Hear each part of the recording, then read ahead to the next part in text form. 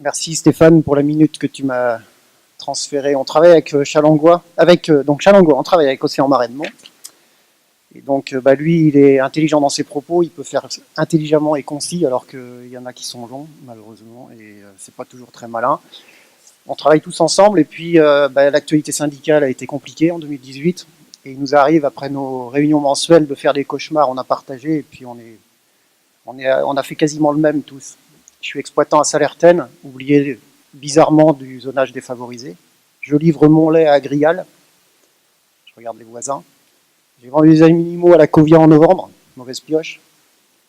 J'attends mes MAE depuis 2000. J'ai touché 2015, mais j'attends 2016, 2017, 2018. Mon poulailler label va être vide pendant 8 semaines, début 2019. Et puis j'ai un projet de poulailler industriel et tout de suite il y a un collectif de voisins qui vient foutre la pagaille. Bon, alors il faut un peu de sourire quand même, hein, parce qu'on peut faire du syndicalisme, mais de temps en temps, faut reprendre sa respiration. Alors je me suis dit, on va essayer de les faire sourire à cette assemblée, mais il faut trouver l'inspiration quand même dans cette ambiance. Alors un soir, j'avais une bouteille de rosé au frais, du Mareuil bien sûr, j'espère qu'il y en aura ce midi. J'ai pris un verre, rien, page blanche, 2 verres, 3 verres, je tiens pas l'alcool, je suis parti me coucher. Le lendemain soir, j'ai essayé le rouge. Bah oui, on a du rosé et du rouge à Mareuil. Même effet en fait, je tiens pas l'alcool et ça me va pas. Comment faire un résumé de 2018 en regardant le sourire? Et puis je m'étais dit, je vais pas parler de Macron parce qu'il paraît qu'il est à terre et on frappe pas un homme à terre. Macron à terre. Essayons d'avoir l'image. Est-ce que vous imaginez Monsieur Macron en côte avec des bottes et de la terre dessus? Non. Ce nouveau monde a vraiment changé et non, il y a des choses qu'on ne peut plus imaginer.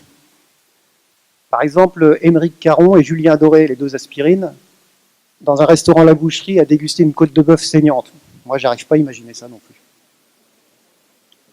Je vous demande un petit effort, essayez d'imaginer Juliette Binoche qui fait une gâterie à Stéphane Baird un lundi. Ces gens-là ne touchent pas la viande le lundi. On va peut-être couper au montage quand même, je sais pas. Alors je me suis dit, on va faire un bond de 50 ans, à l'époque est trop compliqué. On est en 2019, 50 ans, 69, non, du calme, 2069. Régis, tu vas être dans la salle, je t'ai pas vu, mais tu seras encore avec nous, hein, vous inquiétez pas. Parce que dans ce siècle, ce beau 21e siècle, il y a 2 types d'humains. Il y a ceux qui ont faim, Dieu merci, c'est un problème qui, même au niveau mondial, commence à se résoudre. Et puis il y a ceux qui ont peur de mourir. Alors ceux-là, il y en a de plus en plus, vous avez dû remarquer. Donc en fait, tous les progrès de la science, ils vont dans le vivre mieux, vivre surtout plus longtemps. Alors la science, maintenant, elle consacre tous ses moyens à la recherche, et puis vous savez, les cellules souches, on change les organes à chaque fois qu'ils sont fatigués, ça marche pas si mal que ça. Alors vite fait, hein, vous faites l'effort, on est en 2069, déjà, dans quelle France on vit? C'est la 7e République. Elle est parlementaire, hein. Il n'y a plus personne, il n'y a plus de président de la République, Macron, il avait fait qu'un mandat, comme les autres. Il est toujours vivant, Brigitte aussi, elle est de ce monde. Ils se ressemblent de plus en plus, on ne voit plus l'écart d'âge. Qui on a mis à l'Élysée? À l'Élysée, on a mis la personnalité préférée des Français. On change tous les ans, je peux vous dire qu'on fait des belles économies, ils font bien moins de conneries et ça coûte moins cher. Il y a eu une 6e République entre les deux. Vous avez vu, on était déjà à la 7e. Ouais, c'était la République participative. Oui, pour éviter tous les conflits d'intérêts, les lobbyistes et tout ça, on a tiré au sort les représentants.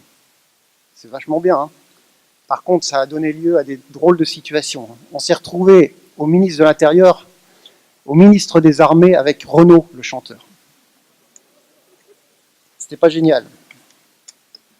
Yann Moix aussi a été tiré au sort. Vous savez, il est malheureux en 2069, parce que les femmes de plus de 50 ans, il y en a un paquet. Hein. Ouais, ministre des Affaires étrangères. Comme diplomate, on a vu mieux. À Bercy, Arlette Laguillet. Non, puis nous, on n'a pas été gâtés au niveau de l'agriculture, c'est Brigitte Bardot qui a été tirée au sort. Non, la démocratie du hasard, elle est impossible. Allez, on va parler un peu d'agriculture. On va aller du côté de Chalangua. Alors, dans le Marais breton, il y a le réchauffement climatique. Hein. Ça, dans 50 ans, avec tout ce qu'on nous promet, effectivement. Alors, c'est plus une zone humide, le Marais breton. Mes copains là, du Marais. Hein. Ouais. La saison des pluies commence en septembre-octobre, le Marais reverdit, et là, c'est la saison du pâturage jusqu'au mois d'avril-mai où revient la saison sèche. Eh ben, les écolos, ils sont partis. Bah oui, plus de zone humide. La fin des subventions. Et puis toutes les espèces ont migré vers le nord. Eh ben, il reste quelques écolos, mais ils ont une espérance de vie qui est bien plus faible que les autres en 2069. Oui, parce qu'ils ne croient pas à la science. Donc ils sont restés sur leur dogme. C'est pas plus mal. Par contre, on a bien retrouvé, il y a une population qui est sauvée, c'est les curés. Ouais, parce qu'eux, ils ont autorisé le mariage des prêtres depuis un petit moment. Et eux, comme ça, ils ont pu sauver leur population. Moi, je préfère largement avoir des curés que des écolos, hein, franchement. En fait, notre nord-ouest est redevenu une grande région d'élevage. Parce que le bocage dans notre nord-ouest, il est un peu humide. Et finalement, ce nouveau climat, c'est pas plus mal. On draine, on stocke l'eau, on irrigue, et on engraisse tous les animaux de la région. Les pesticides sont de retour. Oui, parce qu'on a eu 2-3 pénuries alimentaires, on a eu des faillites dans l'agroalimentaire, et des assiettes vides chez les consommateurs. Là, ça fait réfléchir. Alors, les matières actives, ça va de l'atrazine, rappelez-vous, cervenus, au purin d'ortie, du sulfate de cuivre au glyphosate. En fait, on n'a rien inventé, mais on alterne les moyens utilisés, c'est hyper contrôlé, enregistré dans la blockchain, et à la disposition de tout le monde. Ça calme le jeu. Le bien-être animal n'est plus un sujet non plus. Parce que nous, les éleveurs, on a équipé tous nos bâtiments de caméras de surveillance, on les a mis en ligne. En fait, quand l'inspo est disponible, tout le monde s'en fout. Il n'y a plus de scoop. Et à Chaland, on vient d'inaugurer le nouvel abattoir, financé par les producteurs locaux. Oui, le milieu de l'abattage bovin en France a connu un grand bouleversement. Il y a un grand patron qui a régné sur l'abattage bovin et il a eu un crash dans son jet privé. Là, la science n'a rien pu faire. Il était éparpillé. Le roi du steak haché. Le drame ne s'arrête pas là, ça aurait pu continuer, il avait des héritiers. Mais il y a une de ses héritières, elle se fait appeler Chantal, en fait elle avait été baptisée par Charal. Elle s'est vengée, elle est végane. Voilà, c'est comme ça qu'on termine un empire.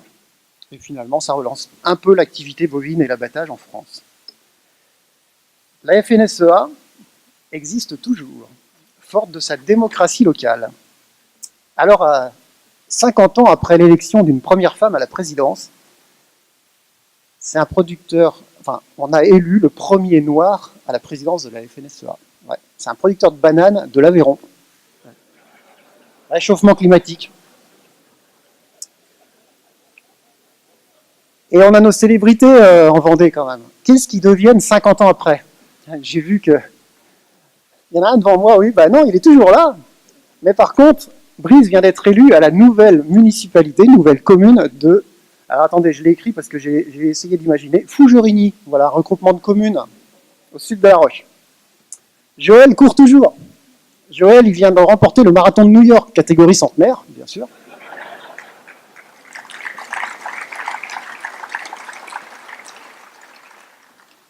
Et Hervé, je crois pas qu'il est là, j'ai vu Christine tout à l'heure. Hervé est le premier Vendéen à être sur la Lune.